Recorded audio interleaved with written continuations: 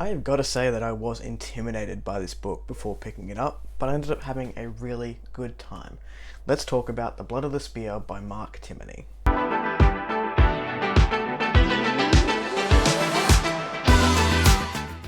Hello everyone, welcome back to A Fictional Escapist. My name is Chris, and today's video serves as a book review for The Blood of the Spear by Mark Timmony. First of all, I just want to shout out that cover art. Look at that, that is great. And I didn't realise this before watching Andrew Wizardly Reads review, but this is actually a scene from the book, which is rad. And then as soon as he said it, I was like, it is. I can see the scene. We were there. We did this in the book, which is really, really cool.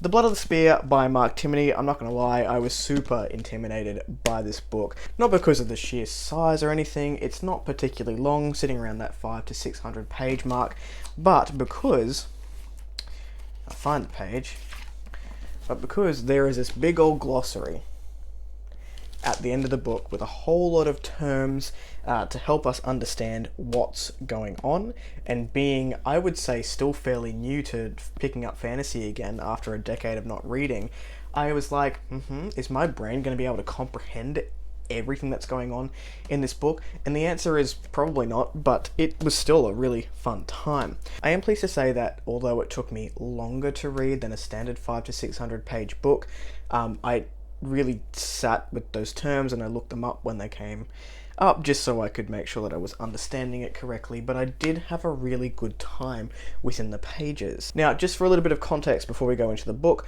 I'm not giving away anything because it is on the blurb on the back of the book, so don't worry too much about spoilers. 3,000 years ago, there was some form of power struggle where the summoners were put to rest in an event called the Sundering.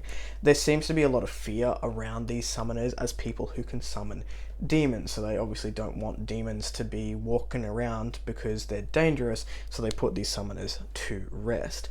The mark of the summoners turns up on the back of your hand, so it's not uncommon for people to greet you and ask to see your hand to make sure that you're not one of these demon summoners. So everywhere our main protagonist Kyle and his group go, they're always sort of asked to show the back of their hand just to make sure they're not one of these people. Anyone with a sign of this mark doesn't stay alive very long. The punishment to have a mark of the summoner is to not be alive anymore. So, not great for those carrying the mark. So the reader is basically dropped into this world. There is very little hand-holding here, which as a fantasy reader, some of us are used to. Some of us like those lighter sides of fantasy where we do get a little bit more build-up before we're jumped in. I personally like being immersed in the world straight away, so I was all for it. We're dropped into this trial of sorts between Kyle and another lad, Roland. They are fighting against one another to become an infamous demon hunter. So these summoners that were put down to rest 3,000 years ago, they've left these demons in the world, and there's a lot of them. We still need to have hunters to go and get them, but it is sort of a renowned position to my understanding, which means that in this trial the stakes are super high from like page 1. They have a monster that they have to deal with, and these scenes of the monster battling are really, really cool, but we'll get to that a little bit later. So this fast-paced trial ends very abruptly, and Kyle is unfortunately at a loss, but that begins a much bigger epic fantasy tale. It becomes apparent that Kyle needs a plan B. His brother Darian just so happens to be planning to leave the city to join the Cyrillus. These are a group of people who can use the world's magic, or the Asai, to wield the light of the eye. Although skeptical about Darian's new life plans, there's a case of if you can't beat them, join them. So they sort of decide that they are going to leave this place where they've been brought up. Not a lot happens where they're brought up, but people sort of visit this location. But their departure becomes quite desperate when rumours of an ancient bloodline, i.e. the summoners, begin to surface. Rumours focusing on these two brothers, and suddenly they find themselves being hunted. I would call this an action-packed, sometimes terrifying adventure. I think the horror elements within the fight scenes of the demons, and sometimes the action scenes where they're trying to get away from these demons, are done very well, and it can make for a scary experience. So if you like some horror elements in your fantasy, that's going to be something that you'll really enjoy here. But at its core, I would say this is a traveling adventure with sort of an entourage or a group of people. So there's a lot of intriguing characters that hold their own, characters that we begin with, i.e.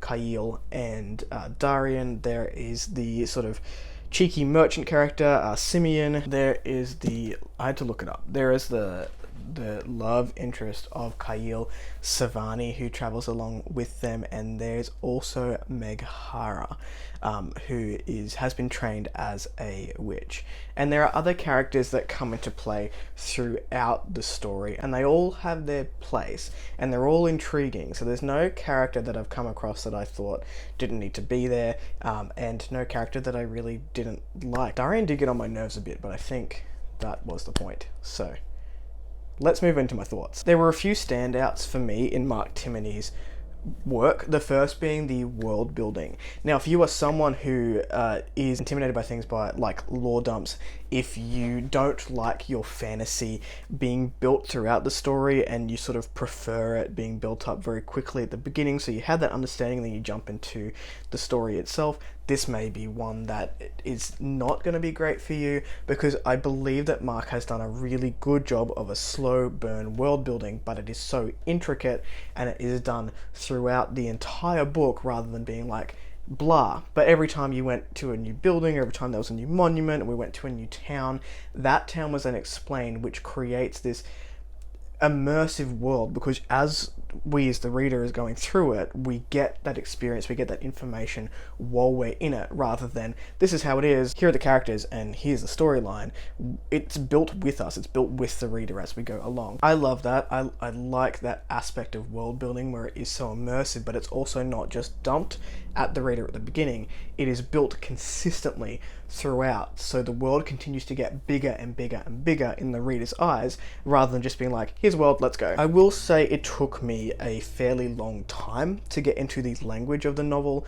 The descriptions and the technicalities of the prose took me more than the standard 100 pages to sort of get my brain around, but it did effectively bring this world to life. There is obvious inspiration from the Wheel of Time. I have not read the series personally. It is my wife's favorite fantasy series, so I have talked to her about it, but you can see that Mark has taken really great care to draw inspiration from the Wheel of Time, but made the world his own. This was one of my biggest annoyances with Illborn by Daniel T. Jackson, was that it felt like that author had just taken the inspiration and copy-pasted, whereas Mark has done a wonderful job of taking the inspiration, showing the reader where that inspiration has come from, but also molding the world to be completely separate and to be his own making.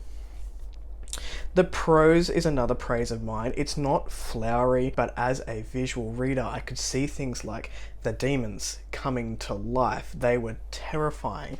There's one that I actually want to point out, which comes up quite a lot, and I can't pronounce it, but luckily we have a handy glossary in the back to tell me how to pronounce it correctly. So, the Kodavar, the Solvar who followed the Sarin sworn to the Desmadrian, they have been tainted by the Desmada, I can't pronounce anything, sorry Mark, and regressed in intelligence, growing armor-like scales of stone upon their bodies and demonic horns on their heads. They are also called the Tainted. They are quite big. They keep coming up throughout the book, and the horror elements of those demons is built upon, so they become more and more terrifying the further into the book you go, which I thought was excellent. And the battle scenes that we have with these demons are very visual, very tense, and just had a really good time with it. It made me want to pick up Monster Hunter, so I bought that just to see if I could get some more demon fighting goodness. This world is full of these demons and full of these monsters, but there was no creature that was brought up that I thought was there just for the sake of it. We had a bone drake, which you can see on the front of this cover, which was terrifying. We had the Screets, which were these monkey-like demon characters that were more of a nuisance than anything, but because the world was so immersive, you could see these things that were being built up around us. Going back to the world, it is explained rather slowly throughout the book, namely through actions and conversations between the characters. The world, magic, and relationships are all layered, like I was saying, interwoven to give that reader a full view of the world over the course of the book, rather than just being info dumped at the beginning. We aren't handed as a reader the ins and outs of this world. We're invited to create the pictures for ourselves. It does mean that the reader needs to pay a little bit more attention and look closer to piece those larger pieces together for themselves. Now, for people like me who love world building and really love the intricate lore of these fantasy worlds, that's a selling point, but it may not be for everyone. Every time we're introduced into a new aspect of the world, we're giving information about that aspect, like I said before, and it just builds and builds and builds to get the bigger picture. For character-driven readers, I would say this could be a sticking point. There is character development there, absolutely, but I think people who go into books solely for their characters are going to have a difficult time with just the amount of world building that this book has, so just be wary going in. This is for people who really like to sit with characters and their feelings as they go along the journey. I feel like the focus wasn't so much on that as it was giving us a picture of what this world looks and smells and feels like. The characters that were in the book, they felt real. There were quarrels between this group that we follow. It felt authentic. Nothing was done as a placeholder for another event. The way our team interacted did help to move the story forward in every step of the way. And I want to sing praises here for dialogue. The characters spoke differently. They felt like they came from different places because they weren't all speaking the same way, which is what you want in a book. I just realized my little thing isn't here. So, I like this book. So, we're at the end of the review basically, but I liked it. It's up there. I'll make sure that this is in the thumbnail so you can see. The author has clearly given us some side characters. This is the point I was touching on earlier. The author has given us these side characters, but they, at the beginning of the book, and then he builds them up throughout the book to become more important. And as a reader, I'm going, okay, well, these characters play a bigger role, and I better pay attention to them, particularly as they start to have more POVs towards the end of the book. It's like, all right, well, this is where we're heading. This is the direction that we're heading. So I need to be paying attention to what these characters are doing as they come into their own. So I am going to say, just concluding thoughts, I am going to say those new to fantasy or those liking some more flowery prose, some more hand-holding, may have a difficult time getting into this book. I would say this is probably for an intermediate fantasy reader. I don't think you have to be an advanced fantasy reader to get into this at all. I gave this book a 4 out of 5. I really enjoyed it. I really liked the world building. I liked the characters enough to want to continue on and see where they're going, and I'm interested in how this world will expand in the next book. People who love getting thrown in the thick of an epic fantasy tale are going to love this book. And I'm realizing now, the more that I read, the more that I like just being chucked in and having to build those pieces up for myself. Not that there's anything wrong with wanting to jump in and have it built up and be there for you pretty much straight away, but I like that aspect of the puzzle of putting it together for myself. That is it. Those are my thoughts for The Blood of the Spear by Mark Timmony. If you like an epic fantasy, then I reckon this one is a pretty good book to give a go. If you like the video, give it one of these. If you want to see more of it, then click subscribe at your will, and I will catch you in the next video. Ciao.